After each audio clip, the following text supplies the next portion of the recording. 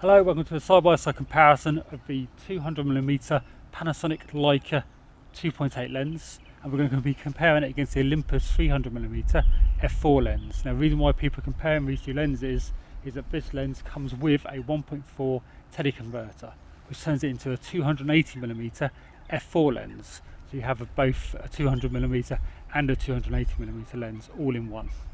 So I used to own the 300mm Olympus f4 lens. I love that lens. I'll put a review up here somewhere because I did a review for it a few months back. But I swapped it over for this lens. And let's find out, because I'm beginning to think I made a mistake in doing so.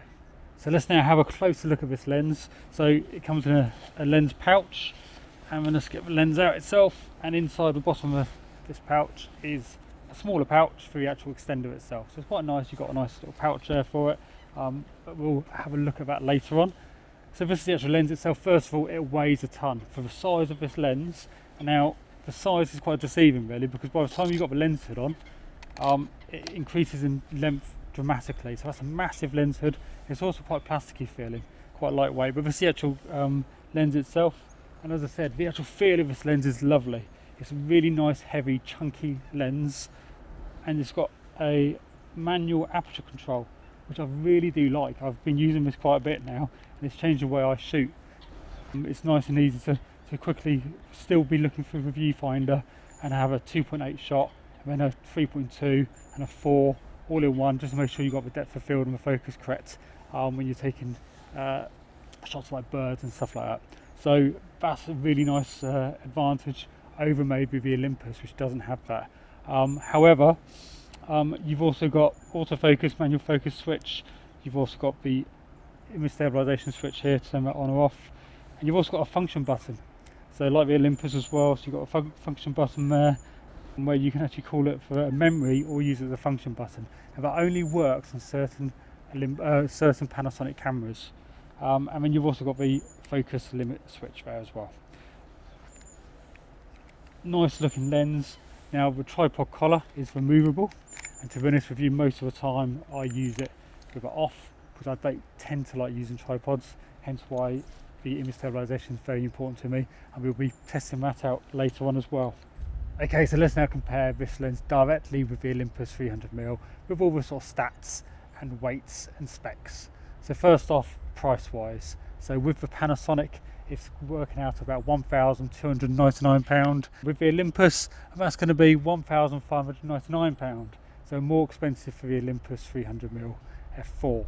So moving on now, weight wise, Olympus is 1,270 grams compared to 1,245 grams for the Panasonic. Now that surprised me, because when I picked up this Panasonic lens, I was shocked at how heavy it was, but I think it's because it's a slightly smaller lens. So with regards to the lengthways, this is 174mm, whereas the Olympus is 227mm.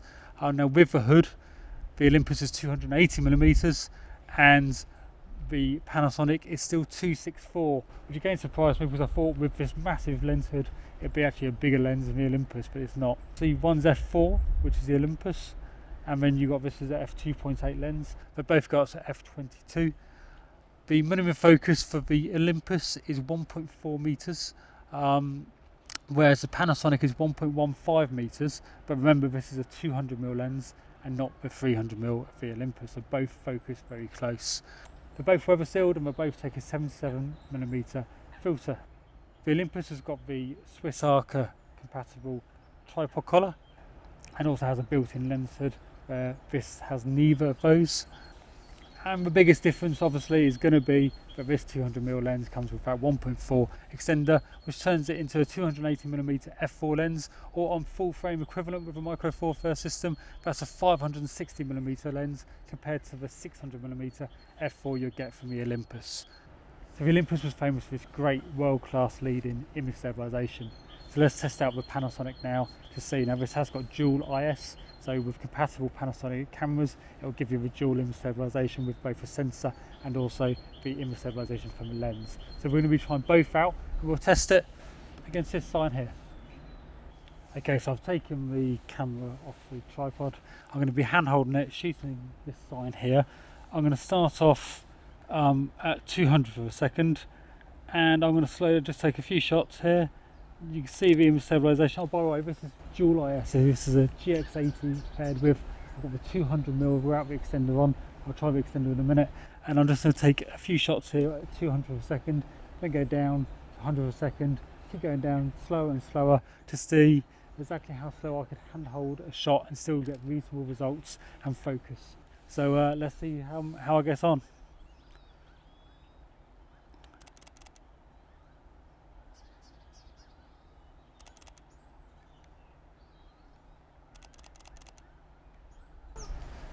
Okay, so that was really interesting. So the IS performance of this lens is very, very good. With the dual IS as well, even at the equivalent of 580mm, I was able to get shots of 1/15th, 1/25th of a second is consistent. I was taking 5 shots each time I lowered the shutter speed down. So 1/25th of a second, I was more than capable of getting a good success rate of at least 4 in 5 shots were actually sharp. Now, with the type of focal ranges we're dealing with and the subjects you'll be dealing with, they're probably going to be moving subjects like wildlife. So you're never going to be going down that low anyway. So both the Olympus and the Panasonic are more than capable of giving you the image stabilization you'll need for shooting wildlife. Comparing the two, I'd say there's not much in it at all. The Olympus seems to be a lot more obvious when it kicked in, whereas this is a little bit more subtle, but the results seem to be the same. Now you may be wondering why I've got this very small little camera, which looks ridiculous on this. This is a GX800. The reason why I've got this on here is this hasn't got dual IS. Now I use this with the with this lens because I've got a theory that the actual image stabilization for the sensor stabilization, doesn't make too much of a difference with long focal range lenses. So I tested it out on this without the dual IS, so there's no way the sensor stabilization could kick in because this camera hasn't got it, and I actually got the same results. I was still able to get 1/25th of a second nice and sharp. Now both these cameras, even at 1 second, you could get 1 in 5 images usable-ish. Even at 1 second, you'd never use 1 second exposures. But the image stabilization is brilliant on this lens, just like it is on the Olympus. So far I'm really enjoying using this lens. The aperture ring is really useful, so that's a real big plus against this lens above the Olympus. Now sharpness are both really sharp lenses. With the 200mm alone without the extender, sharpness is amazing. I'm not too convinced with the 1.4 extender on. Now the reviews I saw before I purchased this lens was that it didn't make hardly any difference at all with sharpness if you had the extender on or not. And bear in mind this was a bespoke extender made purely for this lens. I'm not convinced about the 1.4 extender, but real joy to use, and I'm getting some really nice images from it. So at the beginning of the video I mentioned that I wasn't too sure when I was wondering whether I'd made a mistake in swapping over these lenses, and this is the reason. The reason is of this 1.4 extender. So I've done a bit of testing before today, I've just done the test again, and it's very simple. All the reviews which I saw before I purchased this lens said this extender was brilliant, and they gave you a full review on the 200mm 2.8 lens, and then they said, oh, and there's hardly no difference from the extender. Well, that's not quite true.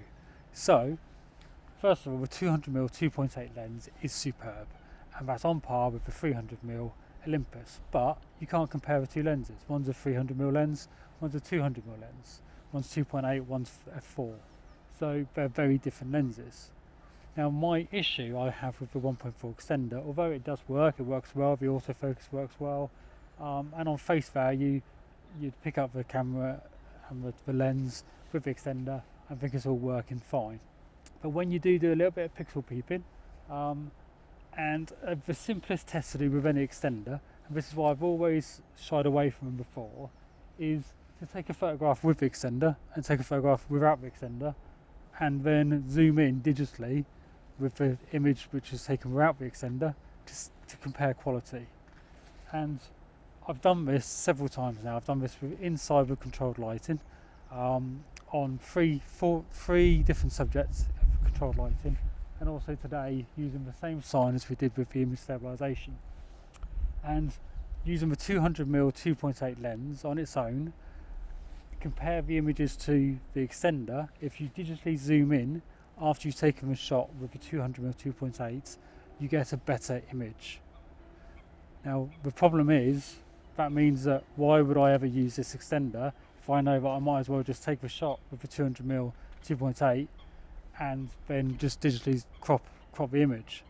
So the extender is sort of ruined this whole lens swapping experience for me, because I've swapped it with a 300mm lens to get a very close 280mm equivalent using this extender, but I now know that I might as well not use the extender, so I'm stuck with a 200mm lens rather than a 300mm lens. So just like today, I've done the setup exactly the same each time. I've used a tripod with a 10-second self-timer on it just to make sure there's no wobbles or vibrations. I've then also deactivated image stabilization, and each time I've taken a shot, I've taken it 3 times, refocusing each time to make sure it's just not a simple focus issue.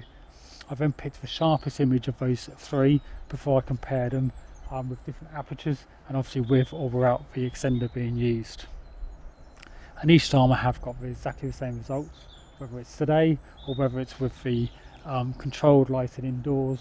I've always seen that if you digitally zoom in with the shot taken with the lens without the extender at 200mm, then it will be a better image than if you use the extender. So for me, it's not the end of the world. I do a mixture of wildlife photography, so I could be shooting big large mammals like deers and stuff, then also doing birds. But if you were going to be using this lens purely for small animals like birds, insects, that sort of stuff, and that extra reach that you were expecting, you might as well not bother with. So just bear in mind, this is a 200mm 2.8 lens you're buying, and it's a very good marketing ploy from Panasonic to chuck this in and have the illusion that because it's chucked in for free, you're getting a massive big deal, and it's then straight away comparable to the 300mm f4. And all the reviews you see of this lens are comparing it to that Olympus 300mm f4, which is unfair. It's a 200mm 2.8 lens, and the extender, like a lot of extenders out there, take it with a pinch of salt whether you want to use it or not. So that's all I'd like to say about this beautiful 200mm 2.8 lens, but don't get carried away. This extender is not as good as what a lot of people are saying it is. I hope it's been useful for you, and I hope I may have made a decision whether this is the correct lens for you or not.